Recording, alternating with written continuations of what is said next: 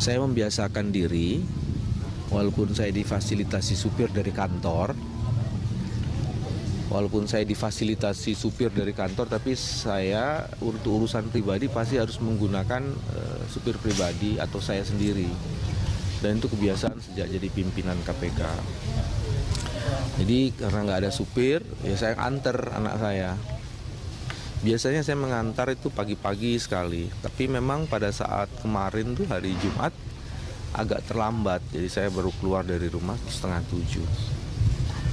Nah, begitu keluar sampai jalan besar, Jalan Bahagia Raya, saya agak surprise karena ada Pak Kapolsek di situ mengatur lalu lintas. Biasanya jarang-jarang Pak Kapolsek. Saya tahu beliau karena kita pernah kenalan, beliau pernah kesini. Nah, dia mengurai lalu lintas. Wah, saya bilang alhamdulillah nih udah macet. Allah baik sekali saya bilang itu kan. Diatur. Terus kan karena di Jalan Bahagia Raya itu memang padat, banyak anak sekolah gitu kan. Apalagi di perapatan untuk menuju SMA 2 itu tetap macet. Tapi mobil kendaraannya Pak Kapolsek itu mengurai. Jadi maju duluan terus mengurai. Waduh, saya bilang ini betul-betul luar biasa hari ini. Jarang-jarang saya mendapat keistimewaan tuh ada kemacetan gitu terus diurai dan kita semua yang kemacetan tuh bisa cepet ya. Akhirnya saya bisa sampai di sekolah anak saya di Nurul Fikri itu persis jam 7 lah kira-kira begitu.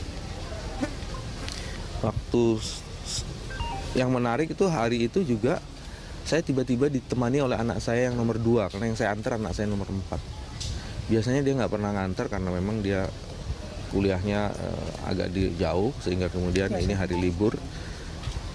Dia mengantar saya sama-sama, jadi kami bertiga tuh, anak saya nomor 2, anak saya nomor 4 sama saya. Selesai mengantar yang nomor 4, Taki mau keluar dari sekolah, saya melihat loh kok ada mobil Kapolsek lagi di situ gitu loh. Ini saya mulai jalan nih ada apa ya kok? Hari ini hari apa? Saya nginget-nginget jangan-jangan ada hari istimewa apa ya? Nggak ada. Bagus Widodo. Ya.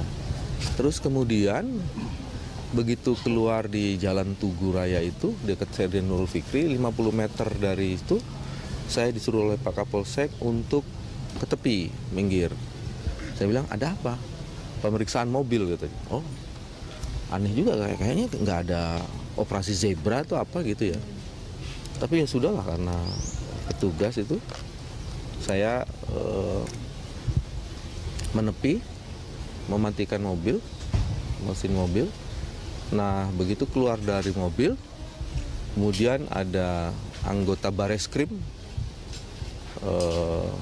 AKBP Denny itu mulai menyerahkan 2 surat. Itu udah mulai rintik-rintik itu. 2 surat itu adalah surat penangkapan dan surat penggeledahan. Setelah itu saya usul ini di tengah jalan nih saya bilang sebaiknya kita ke pinggir saja dan itu ada Ceria Mart di situ. Nah di Ceria Mart surat itu saya baca agak teliti. Sebelum saya baca saya panggil anak saya yang nomor 2 untuk sama-sama saya melihat itu, membaca itu. Dan juga proses pembelajaran bagi dia karena apapun bisa terjadi. Jadi saya panggil Izzat untuk menemani saya. Terus saya kasih tahu Izzat, saya kan juga penyidik dan saya lawyer kan, jadi saya, oh ini Jat, ini. Terus saya bilang sama petugasnya, ini ada yang salah di surat penggeledahan ini, menurut saya pada saat itu. Terus saya membahas itu, ini nggak boleh, ini nggak boleh gini. Cuman seperti biasa kan, yang namanya penyidik di Bareskrim itu, pada saat itu tidak memberikan kesempatan kepada saya untuk membaca lebih teliti lagi. Jadi cuma sekedar ditunjukkan terus cepat-cepat diambil. Setelah itu tangan saya mau diborgol. Saya menolak diborgol ke belakang. Terus saya bilang ini alasan pemborgolan apa ini? Dan saya merasa bahwa proses itu sudah dipersiapkan dengan sangat baik. Karena apa? Sudah ada kamera-kamera. Jadi ada sekitar 2 atau 3 kamera itu lengkap. Dan pada saat itu memang ada 4 kendaraan trail Brimob dengan senjata laras panjang, jadi isinya 8. Terus ada beberapa mobil yang lain. Jadi saya merasa bahwa itu kayak disergap gitu ya. Padahal saya merasa belum pernah dipanggil satu kali pun ya, untuk proses-proses pemeriksaan ini. Saya melawan ketika saya ingin diperlakukan tidak sepantasnya dengan cara mau diborgol di belakang. Anak saya bilang bahwa ini tidak benar yang begini-begini. Saya kasih tahu ke anak saya ini, memang learning by doing ini. Akhirnya mereka borgol di depan. Ya sudah, saya ikut saja di mobil. Terus saya bilang, loh ini mobil saya nih, siapa yang mau ini? Karena kan saya nyupir sendiri kan, siapa yang mau mengendarai mobil saya? Oh itu gampang. Oh ditunjuk itu, saya kasih kuncinya, ya sudahlah. Ini mobil mau diantar ke rumah nggak? Kalau mau diantar ke rumah, karena saya masih pakai sarung, masih pakai ini, karena sejak subuh saya belum ganti pakaian, nggak dikasih. Oke, kalau begitu saya minta yang kedua, kalau nanti di suatu tempat tolong berhenti sebentar, silahkan cari tempatnya, saya mau buang air kecil. Tidak bisa. Jadi saya ada dalam under pressure itu, tidak bisa buang air kecil, pakaian saya masih seperti itu, dan saya diminta masuk ke mobil. Nah ketika masuk ke mobil itulah saya meminta anak saya menemani. Saya Izzat menemani. Jadi saya pangku dia pakai mobil. Mereka menyiapkan mobil yang cukup baik, Toyota Fortuner. Toyota Fortuner, saya pangku anak saya di tengah, terus saya diapit oleh dua orang Bareskrim. Nah, di perjalanan saya mulai memberitahukan anak saya, Izzat, ini yang namanya proses penangkapan, syaratnya harus seperti ini. Nah, saya paham kan yang begitu-begituan, syaratnya begini, syaratnya begini, syaratnya begini. Kalau penangkapan tidak ada syarat-syarat seperti ini penangkapannya salah. Mungkin percakapan saya dengan anak saya itu mengganggu, sehingga kemudian salah seorang penyidik yang di samping kiri kanan saya itu mengatakan, ada plester nggak? Seperti itu udah bagian dari terrorizing.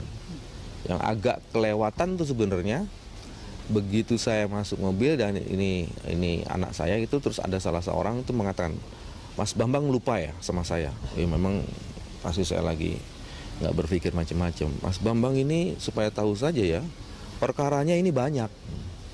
Itu saya anggap juga sebagai sebuah teror gitu loh.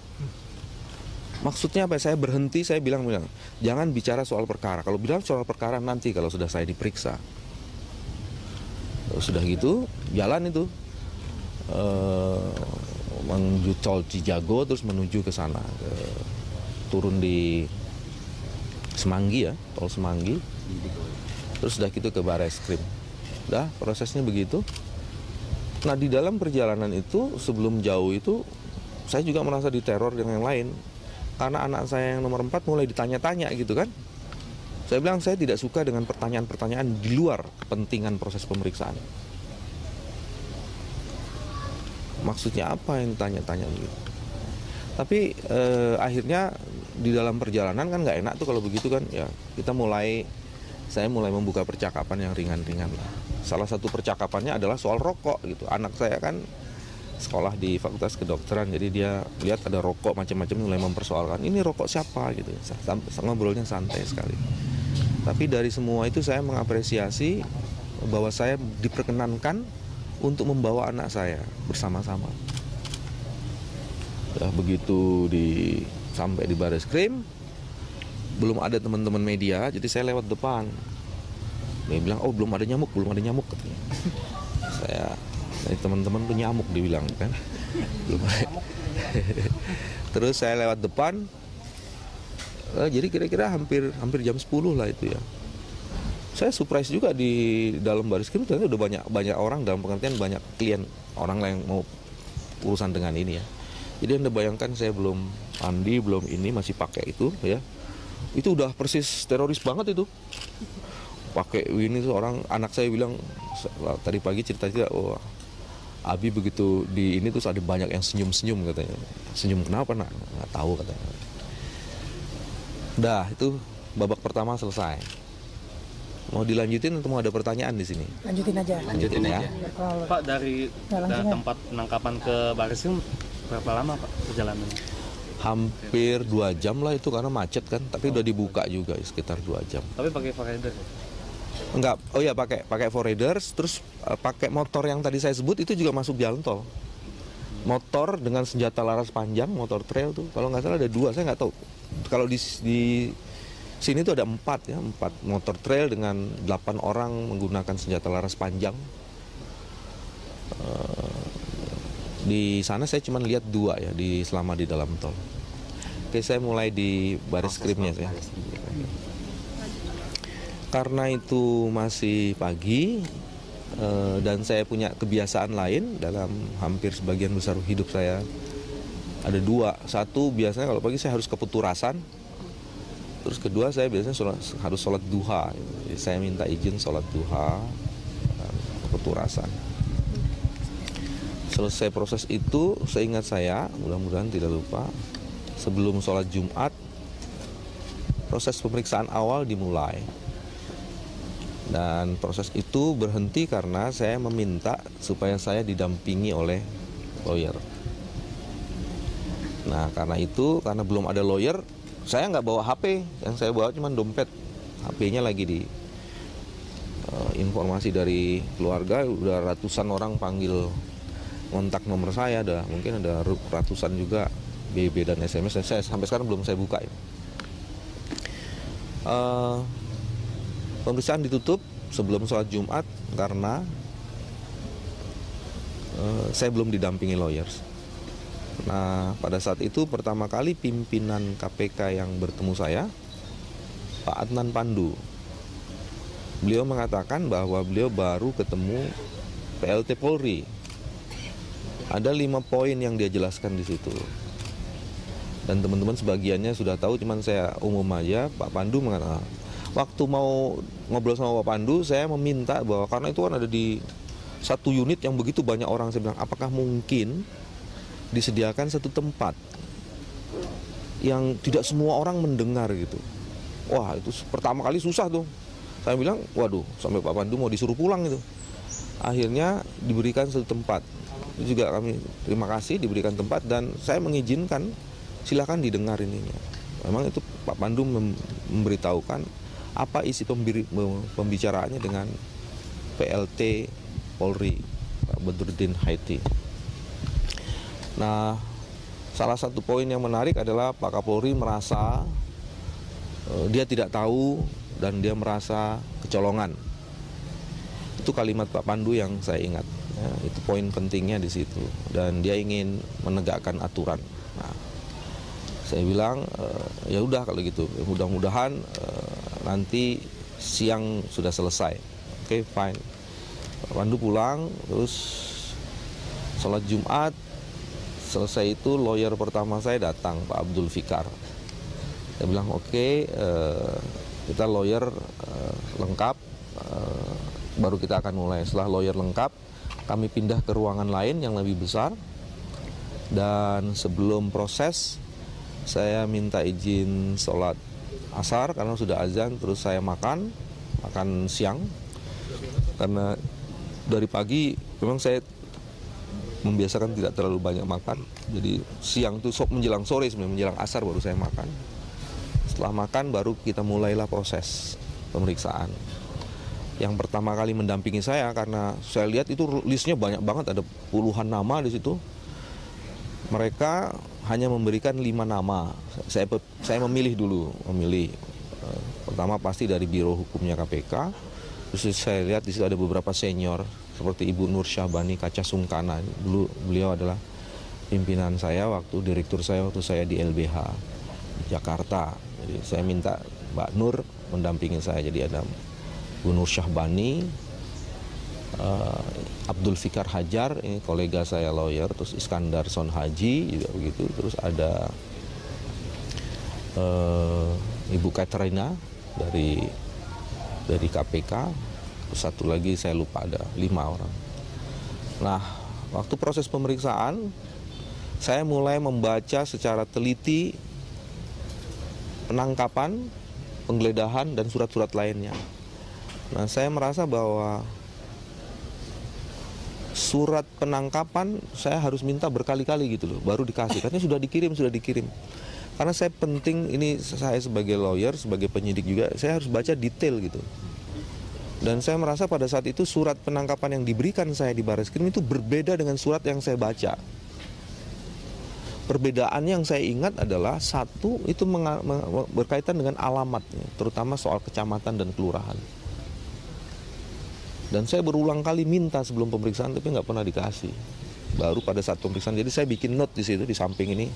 Ini surat pemanggilan saya sebagai surat penangkapan saya ini kayaknya berbeda yang diberikan pada saya dengan berbeda yang diperlihatkan kepada saya. Nah itu yang saya penggeledahan saya minta tapi saya nggak dikasih. Penggeledahan nggak dikasih. Oke. Terus saya baca, saya mulai melihat apakah ada surat perintah penyidikan. Saya nggak dikasih itu, cuman dikasih lihat sebentar gitu, saya mau baca lebih teliti nggak bisa. Jadi pada saat itu saya merasa bahwa ini proses yang tidak biasa. Karena saya tahu persis bagaimana hukum acara dan kebiasaan dalam berproses. Setelah saya membaca agak teliti, saya melihat ada beberapa hal penting di situ. Bagian yang pertama adalah proses yang sangat cepat sekali. Laporan dibuat pada tanggal 19 Januari oleh seseorang yang mengaku bernama Sugianto Sabran kalau nggak salah. Pada tanggal 20 Januari itu sudah ada surat perintah penyidikan, ada surat perintah penggeledahan, dan surat perintah penangkapan. Surat perintah penggeledahan, ada dua itu. Surat perintah penangkapan tuh tanggal 22 Januari. Pada titik ini memang kecepatan untuk menyelesaikan masalah seperti itu menurut saya agak surprise saya. Ada contoh lain, saya baru tahu dari Mas Bambang Harimurti, penggunaan pasal itu dalam satu case yang lain, itu sampai hari ini belum pernah itu kasus itu ditindaklanjuti gitu loh.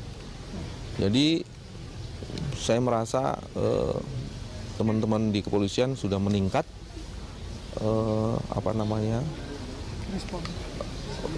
pelaksanaan penerapan KUHAP-nya, karena di dalam salah satu azas disebut sederhana, cepat, dan murah. Mudah-mudahan bisa masuk di Guinness Record the Book ya. Terus ada beberapa saya mulai lihat gitu ya. Pertama di surat penangkapan. Dalam isinya itu saya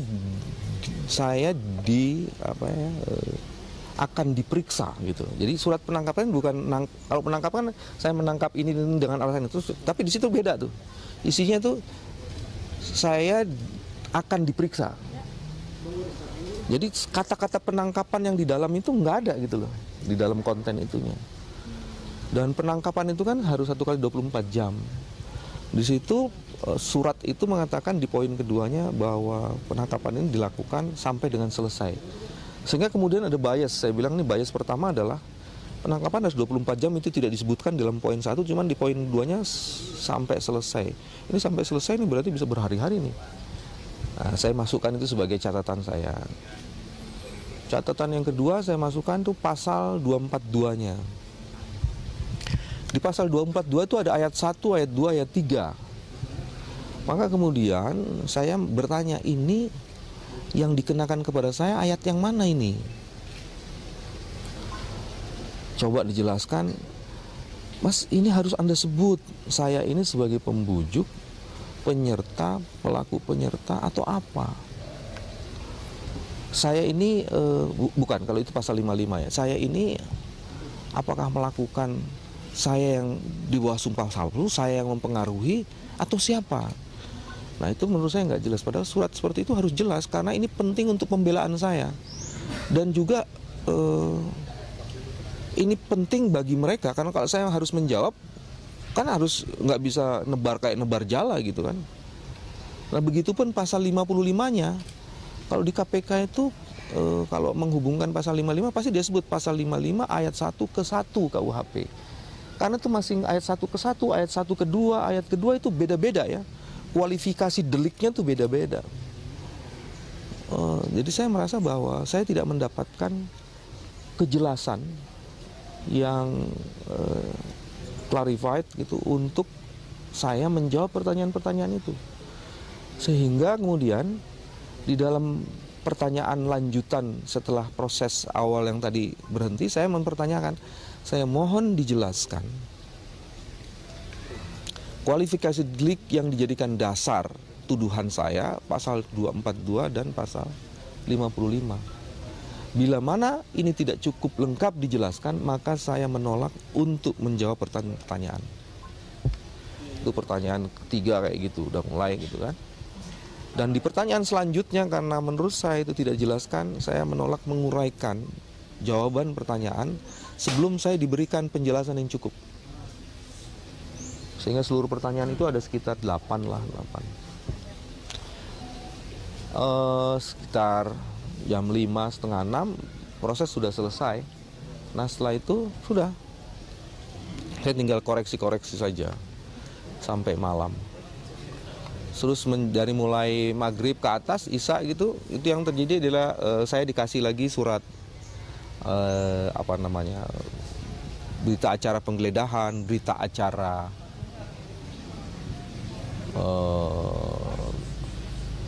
penangkapan. Jadi itu kalau tadi kan suratnya, sekarang berita acaranya gitu.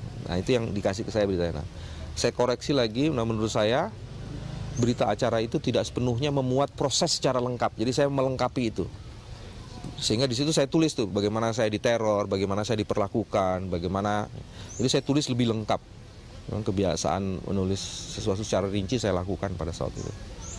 Udah, selesai itu, selesai dan kami menunggu sampai tim lawyer tuh bergantian ya, bergantian. Saya dipasok oleh kantor makan malam. Sampai tengah malam kita belum jelas ini kok proses ini apa yang kurang. Udah selesai semua, ini apa yang kurang. Di situ ada Bang Mulya Lubis masuk, ada Mas Imam masuk, ada Pak Yunus Yosvia, yang saya agak surprise dengan Pak Yunus Yosvia.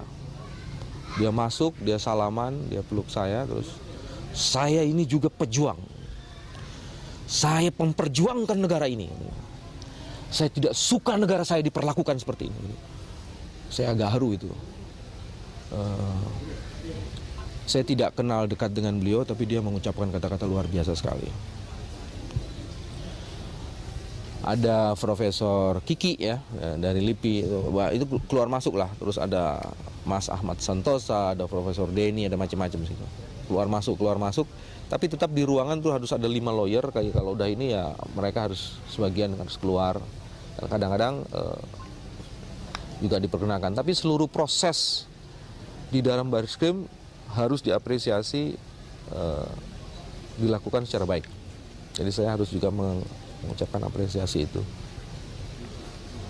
Jadi tengah malam jam 1:30 atau 1:30 gitu ya. Awalnya dinyatakan bahwa kemungkinan besar saya ditahan. Ya, kita siap-siap dan saya sudah ada surat perintah penahanan. Terus dalam surat perintah itu saya lihat, ini masih ada yang kurang, terus saya lengkapi. Jadi saya tidak menandatangani itu supaya konsisten dari awal. Berita acara penolakan penahanan. Setelah itu dibuat berita acara penahanan, terus saya juga melakukan penolakan terhadap itu. Udah.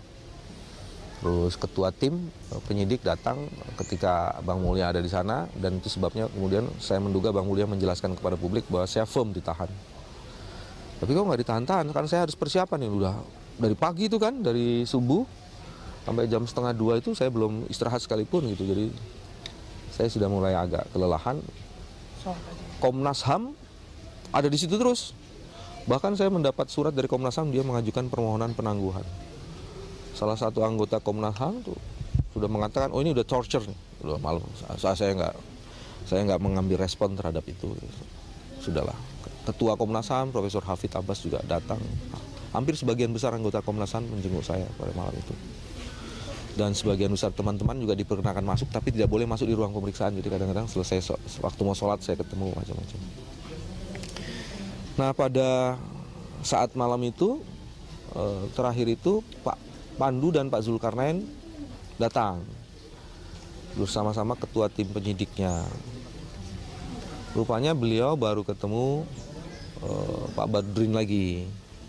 Dan pada saat itulah ketua tim penyidik menjelaskan sesuatu yang itu berbeda dengan penjelasan awal. Saya diperkenalkan pulang. Ya sudah, setelah itu dengan jaminan Pak Pandu dan Pak Zulkarnain. Jaminannya adalah saya akan kooperatif, kalau dipanggil harus datang, dan saya memang pasti harus seperti itu. Saya ingin menunjukkan sebagai seorang penegak hukum, kalau menghadapi masalah hukum ya harus menunjukkan kualitas penegak hukumnya. Jadi saya pasti akan, kalau dipanggil ya pasti datang. Di pemeriksaan selanjutnya kemungkinan minggu depan, saya nggak tahu, dari surat panggilan akan ditujukan kepada kantor. Ada pertanyaan celetukan ya, ini sebagai dari beberapa teman lawyer selama proses ini. Misalnya gini, kenapa kok saya diambil dengan cara seperti itu? Kenapa nggak datang aja ke C1? Penyidiknya dengan bercanda, kalau ke C1 mana bisa kita ambil katanya. Jadi ya rupanya seperti itu, dan saya mendengar dari beberapa teman yang saya jumpai di seputar sini sampai, karena hubungan saya dekat sama teman-teman di kampung dan macam-macam itu. Memang saya sudah, rute saya mengantar anak itu supaya sudah diintai gitu. Mereka juga masuk di sekolah. Anak saya tanya-tanya ke satpamnya. Biasanya saya bagaimana ininya gitu. Saya tidak boleh menyalahkan Kapolsek karena beliau itu kan pengawas keamanan macam-macam. Saya melihat wajah Pak Kapolsek juga ada dalam situasi yang dilematis gitu ya. Sulit sekali dia ini. Nah, itu proses selama di Bareskrim. Ada pertanyaan atau lanjutkan? Ada beberapa pertanyaan sih Pak kemarin di Bareskrim ini. Yang kan ada 2 pemeriksaan ya. Yang pemeriksaan pertama itu sekitar 3 pertanyaan, dan itu ditutup karena saya belum ada lawyer. Dan pertanyaan di selanjutnya itu ada sekitar 8 ya. Dan saya belum bersedia menjawab itu karena pasal 242 dan 55 tidak dijelaskan secara lengkap, jadi saya nggak bisa. Saya bilang kalau begitu saya tidak bisa menjawab karena saya harus menjawab sesuai dengan apa yang menjadi dasar tuduhan. Di 8 itu apa yang dipertanyakan?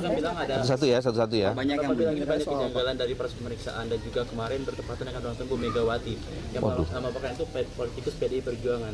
Bapak ada nggak indikasi bahwa ini sebuah bentuk dari... Pasti saya tidak bisa membuat pernyataan resmi yang menghubung-hubungkan sebagai pernyataan resmi dari seorang BW, karena saya tidak tahu ini ada urusannya dengan ulang tahun Bu Mega, dengan Pak Sugianto Sabron.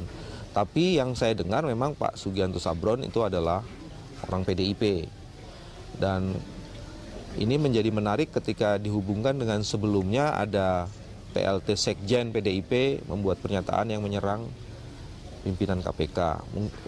Itu fakta, saya tidak mau membuat kesimpulan seperti itu. Tapi kalau saya ditanya, apakah proses ini proses murni kasus?